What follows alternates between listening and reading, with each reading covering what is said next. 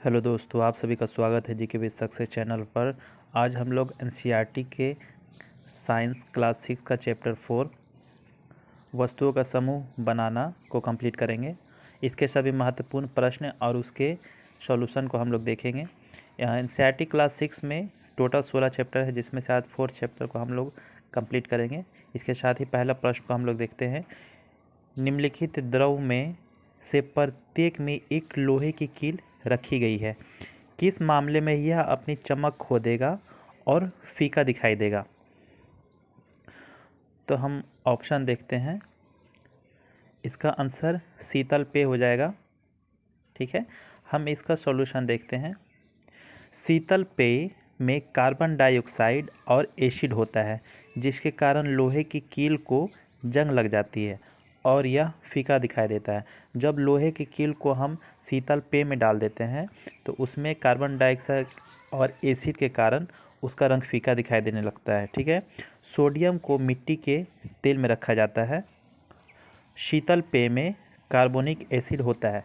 तो यहाँ से दो प्रश्न आता है कि कार्बोनिक अम्ल किस में पाया जाता है, तो शीतल पेय पदार्थों में, और सोडियम को कहाँ रखा जाता है, तो मिट्टी के तेल में रखा जाता है। ठीक है, कार्बन डाइऑक्साइड को हम जल में मिलाते हैं तो कार्बोनिक एसिड H2CO3 प्राप्त होता है। क्वेश्चन नंबर 2 हम देखेंगे। निम्नलिखित पदार्थों में चुनिए जो केवल जल में पूर्णतः घुलनशील है। तो जल में पूरी तरीके से घुल जाता है वो है शर्करा। ग्लूकोज बनाने वाले कण बहुत छोटे छोटे होते हैं। ठीक है, और इसलिए उसमें पानी में फैलने की क्षमता अधिक होती है, अतः ग्लूकोज को जल में विलेय है। अगर हम चीनी की बात करें तो इसका सूत्र होता है C12H22O11 ग्लूकोज का, C6H12O6 जल का H2O और भारी जल का D2O। ये डायरेक्ट प्रश्न एग्जाम में पूछ लेता है कभी कभी। ठीक है, जब अम्ल क्षार के साथ अभिक्रिया करता है तो क्या बनता है? जब अम्ल क्षार से अभिक्रिया करता है तो लवण और जल बनता है, जैसे सोडियम हाइड्रोक्साइड, ठीक है, प्लस HCl बनता है, तो सोडियम क्लोराइड प्लस जल बनता है। अगला प्रश्न हम देखेंगे कि आपको निम्नलिखित पदार्थ प्रदान किया गया है। आवर्धक लेंस, दर्पण, स्टेनलेस स्टील प्लेट, कांच का गिलास। उपयुक्त पदार्थों में से आप किस पदार्थ को पारदर्शी के रूप में देखते हैं? ठीक है, तो पारदर्शी के रूप में आप किसे देखेंगे, तो इसका आंसर 1 और 4 हो जाएगा, आवर्धक लेंस और कांच का गिलास। ठीक है, आवर्धक लेंस में एक साधारण उत्तल लेंस का प्रयोग होता है। तो क्वेश्चन पूछेगा कि आवर्धक लेंस में कौन सा लेंस का प्रयोग होता है, तो उत्तल लेंस का प्रयोग होता है। आवर्धक लेंस और कांच के गिलास के माध्यम से वस्तुओं को स्पष्ट रूप से देखा जाता है, इसलिए हम इन दोनों पदार्थों को पारदर्शी के रूप में पहचान सकते हैं। अब पारदर्शी किसे कहते हैं? जिसके आर पार आप देख सकते हैं। स्टेनलेस स्टील में 11% क्रोमियम और 8 से 10% निकेल तथा शेष साधारण स्टील होता है। तो स्टेनलेस स्टील में क्या होता है? क्रोमियम, निकेल और स्टील होता है। अब यहाँ पे दर्पण हम देखते हैं, उत्तल दर्पण के बारे में। जिस दर्पण की परावर्तक सतह ऊपर की ओर हो, ठीक है, जैसे कि मान लीजिए कि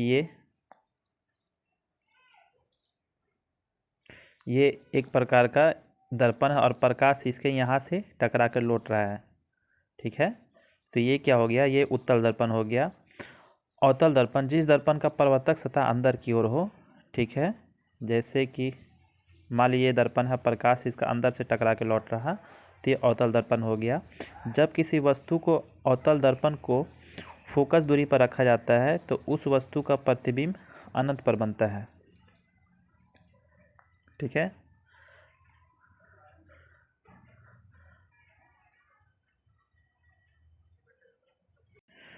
क्वेश्चन नंबर 4 हम लोग देखते हैं।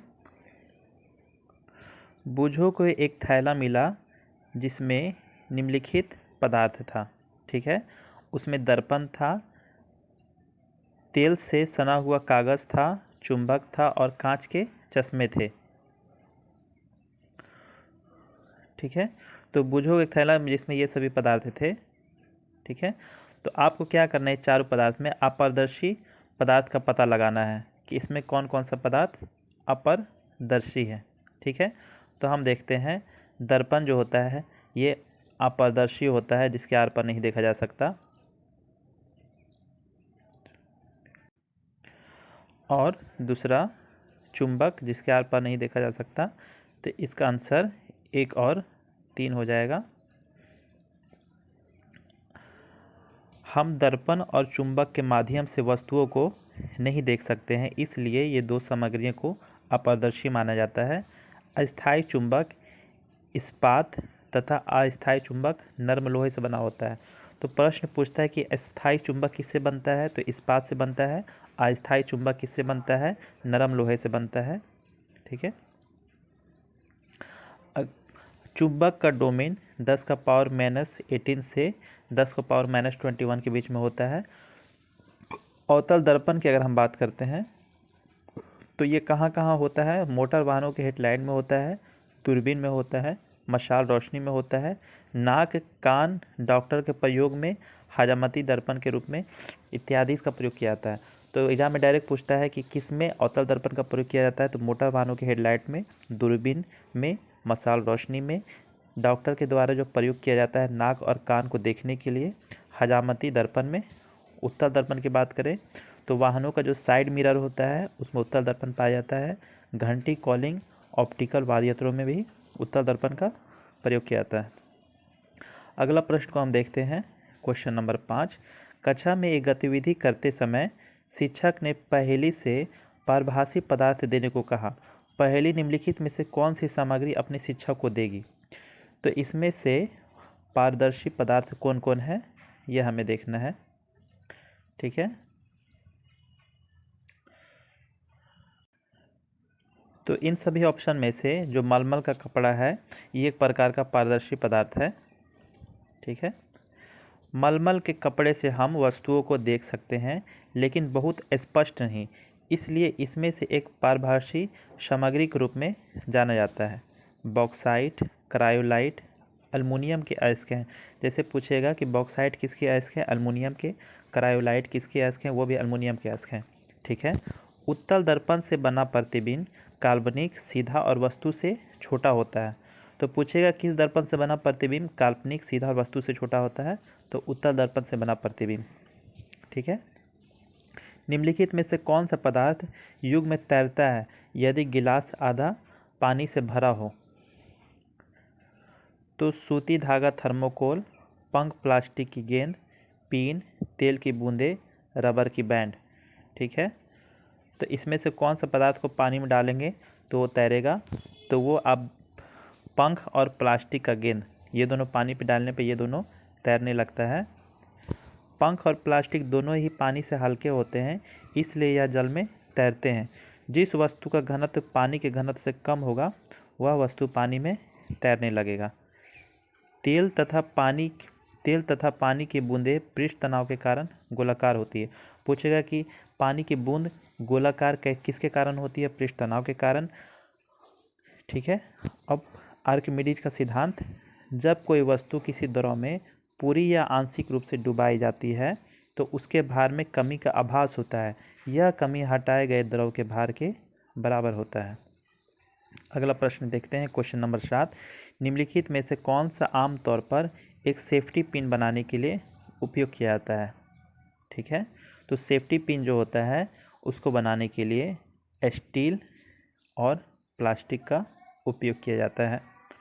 स्टील और प्लास्टिक का उपयोग सुरक्षा पिन बनाने में किया जाता है। प्लास्टिक का उपयोग किनारों को सील करने में के लिए किया जाता है। स्टील को आसानी से ढाला जा सकता है और एक तेज बिंदु बनाया जा सकता है। प्लास्टिक और लकड़ी ऊष्मा के कुचालक होते हैं। अस्थायी चुंबक स्टील से बनती है एवं अस्थायी चुंबक नर्म लोहे से बनती है। स्टील लोहा और कार्बन को जोड़कर बनता है। Next question number 8।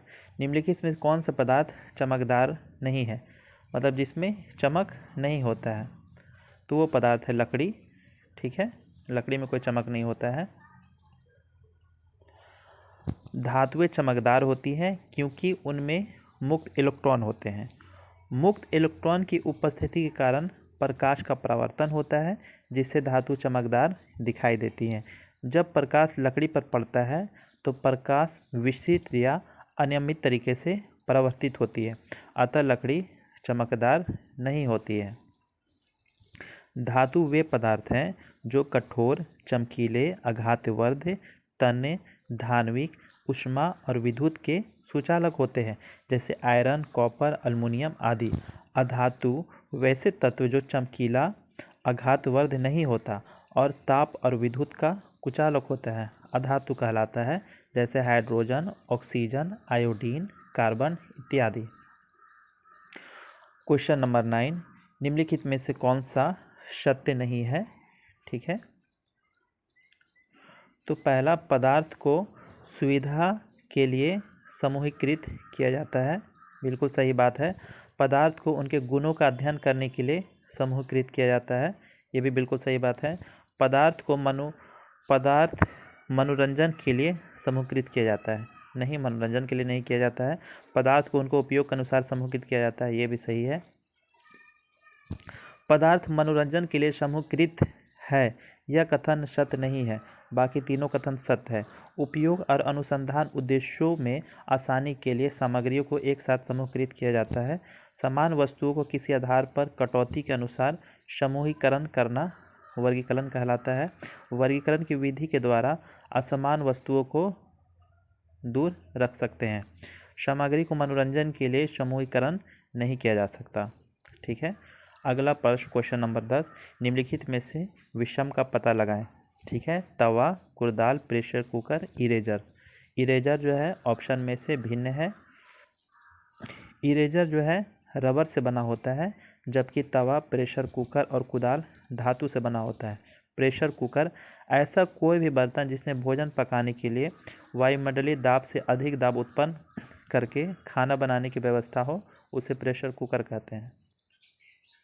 प्राकृतिक रबर, इसे कच्चा रबर भी कहा जाता है, और यह रबर पेड़ के अक्षीर से प्राप्त प्राकृतिक रूप से पाए जाने वाला बहुलक है। क्वेश्चन नंबर 10, क्वेश्चन नंबर 11 और इस चैप्टर का अंतिम प्रश्न, कार का फ्रंट ग्लास बनाने के लिए निम्नलिखित में से किस प्रकार के पदार्थ का उपयोग किया जाता है? तो कार का जो फ्रंट पदार्थ, ये पारदर्शी पदार्थ होता है, तभी हम आर पार देख पाएंगे। ठीक है, कार के सामने शीशे बनाने के लिए पारदर्शी कांच का उपयोग किया जाता है, ताकि सब कुछ स्पष्ट रूप से देखा जा सके। अपारदर्शी वस्तुएं वे वस्तुएं जिनके माध्यम से हम बिल्कुल नहीं देख सकते, अपारदर्शी वस्तुएं कहलाती हैं। अपारदर्शी वस्तुएं आपतित प्रकाश से गुजरने की अनुमति नहीं देती है, जैसे कार्डबोर्ड, पत्थर, लकड़ी। पारदर्शी वस्तुएं वे वस्तुएं हैं जिनके माध्यम से हम स्पष्ट रूप से देख सकते हैं। पारदर्शी वस्तुएं आपतित प्रकाश को गुजरने देती है, जैसे कांच, वायु और पानी। इसके साथ ही इस चैप्टर का अंतिम प्रश्न MCQ हमने किया। जैसा कि आप जानते हैं कि NCERT का अब हर MCQ या प्रश्न सभी एग्ज़ाम के लिए कितना महत्वपूर्ण हो गया है, इसलिए हमें NCERT को अच्छे तरीक़ा से पढ़ के एग्ज़ाम देने जाना चाहिए। Thank you.